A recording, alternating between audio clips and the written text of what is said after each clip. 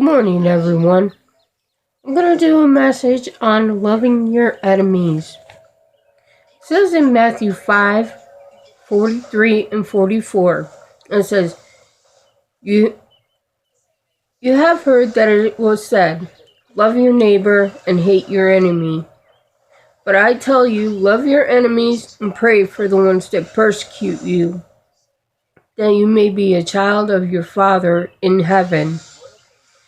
I have two declarations for you today. Number one is, I will pray for my enemies. And two, why am I praying for my enemies? Okay, now what does this mean? It says, we see here God is telling us in verse 43, we are to love our enemies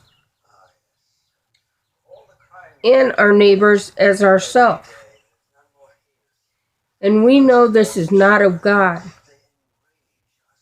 So we read in verse 44 of Matthew 5, it says, but I, meaning the Lord, tells you to love your enemies and pray for the ones who persecute you.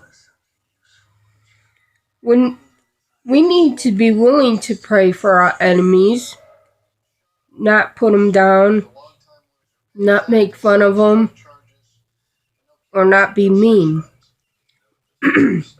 But for the ones who hurt us, we are to love them, care for them, and be there for them, and learn to forgive one of his mistakes.